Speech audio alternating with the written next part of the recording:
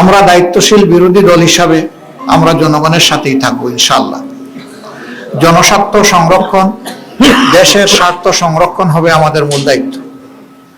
এদিকে আমরা সজাগ দৃষ্টি রেখেই জাতির পাশে থেকে আমরা দায়িত্ব পালন করব।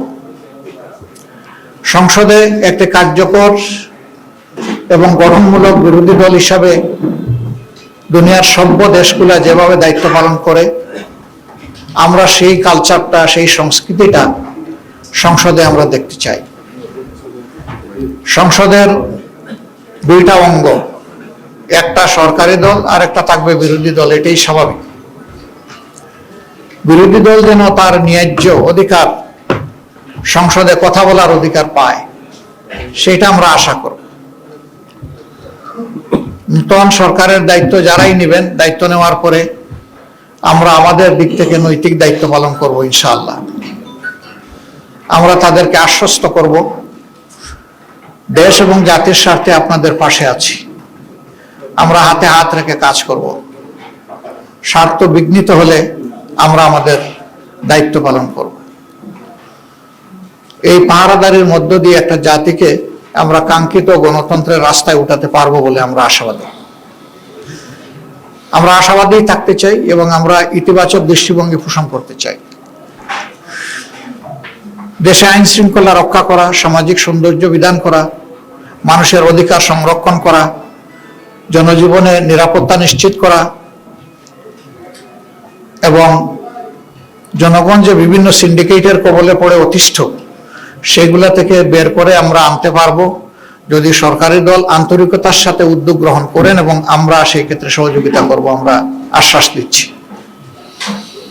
এই সার্বিক বিশৃঙ্খলা থেকে জাতিকে বের করে আনা এবং জুলাই যে আকাঙ্ক্ষা, জুলাই আকাঙ্ক্ষার প্রেক্ষাপটে আমরা আমাদের দায়িত্ব পালন করব।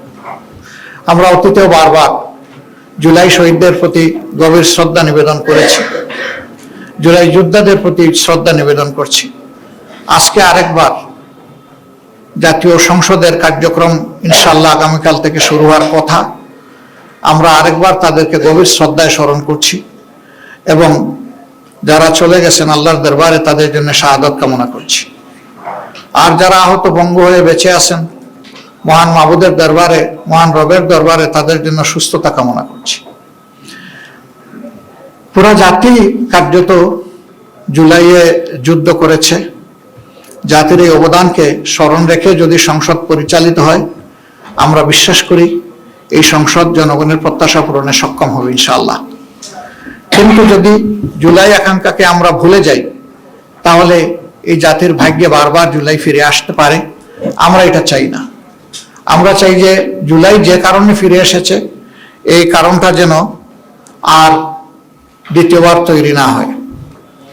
আমরা এখন যে দেশটা, স্বাধীন দেশটা আল্লাহর মেহেরবানিতে পেয়েছি, এটি একসময় পাকিস্তানের অংশ ছিল। 47-এ যারা যুদ্ধ করে, সংগ্রাম করে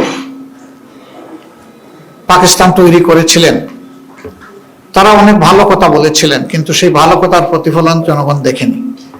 তারপরেও 47 যে পূর্ব পাকিস্তান ছিল, এটাই বর্তমান বাংলাদেশের সীমানা। ওই সীমানা নিয়েই আমরা চলছি। কাজে এটার ভিত রচনা হয়েছে 47। আবার 47-এর যারা সংগ্রামী ছিলেন, রাষ্ট্র পরিচালনার দায়িত্ব পেয়েছিলেন, তারা তাদের দায়িত্বটা নিঃশ্বাস সাথে পালন না করার কারণেই পরবর্তী পর্যায়ে যে বৈষম্য তৈরি হয়েছিল, এর বিরুদ্ধে পূর্ব পাকিস্তানের জনগণ তারা ফুঁসে উঠেছিল। 70-এর নির্বাচনে তার প্রতিফলন হয়েছিল। এই নির্বাচন অনুযায়ী 70 সালে ক্ষমতা হস্তান্তরের কথা ছিল শান্তিপূর্ণভাবে, সেটি না হওয়ার কারণেই মুক্তিযুদ্ধ অনিবার্য হয়ে উঠেছিল এবং সেই মুক্তিযুদ্ধে অসংখ্য জীবন চলে গিয়েছে, অসংখ্য মানুষ আহত পঙ্গু হয়েছেন। যারা অংশগ্রহণ করে যুদ্ধ করেছেন, যারা চলে গেছেন এবং যারা আহত হয়েছিলেন, তাদের সকলের প্রতি আমরা গভীর শ্রদ্ধা নিবেদন করছি। সম্মানিত বন্ধুগণ, ইতিহাসের ধারাবাহিকতায় আজ 26 সালের এই নির্বাচন অনুষ্ঠিত হয়েছে। অতীতে এদেশে সুষ্ঠু গণতন্ত্র প্রতিষ্ঠা হওয়ার কোনো পরিবেশ তৈরি হয়নি। আমরা আশা করি যে আমাদের সমবেত প্রচেষ্টায় সরকারি দল, বিরোধী দল মিলে আমরা যদি দায়িত্বশীল আচরণ করি, জাতির প্রতি যদি আমরা দায়বদ্ধতা নিয়ে কাজ করি, তাহলে গণতন্ত্র তার প্রাতিষ্ঠানিক রূপ পাবে ইনশাআল্লাহ। এর কোনো বিকল্প আপাতত নেই, আমাদেরকে সেদিকেই ফিরে যেতে হবে। তবে হ্যাঁ, এই পরিবেশ ফিরিয়ে আনা খুব সহজ বিষয় নয়, অনেক চ্যালেঞ্জ আছে এর সামনে, আমরা বুঝি। চ্যালেঞ্জ যাই থাকুক, আমরা মনে করি এটা অর্জনযোগ্য। যদি আমাদের আন্তরিকতা উভয়ের থাকে তাহলে আমরা পারবো ইনশাআল্লাহ। তা আমি আজকে সাংবাদিক বন্ধুদের মাধ্যমে গোটা দেশবাসী যারা এই নির্বাচনে অংশগ্রহণ করেছেন, বিশেষ করে আমাদের পাশে দাঁড়িয়ে যারা সমর্থন শক্তি জুগিয়েছেন এবং যারা আমাদেরকে ভোট দিয়ে কৃতজ্ঞ করেছেন, আমরা তাদের সকলের প্রতি গভীর কৃতজ্ঞতা জ্ঞাপন করছি, আন্তরিক শুকরিয়া জানাচ্ছি এবং অভিনন্দন ও মোবারকবাদ জানাচ্ছি। আমরা যে দেশবাসী প্রত্যাশা নিয়ে আমাদের পাশে দাঁড়িয়েছিলেন, নির্বাচনের ফলাফলে তার পূর্ণ প্রতিফলন হোক কিংবা না হোক, আমরা সেই দেশবাসীকে কথা দিচ্ছি, নির্বাচনের আগে যত কথা আমরা আপনাদেরকে বলেছি, একটা বিরোধী দল হিসাবে আমাদের নিজের অবস্থান থেকে তার যতটুকু সর্বোচ্চ পালন করা সম্ভব, বাস্তবায়ন করা সম্ভব, আমরা সেই ব্যাপারে ইনশাআল্লাহ প্রতিশ্রুতিবদ্ধ। আমরা তা করার জন্য সর্বাত্মক চেষ্টা করব, আল্লাহ যেন আমাদেরকে সাহায্য করেন।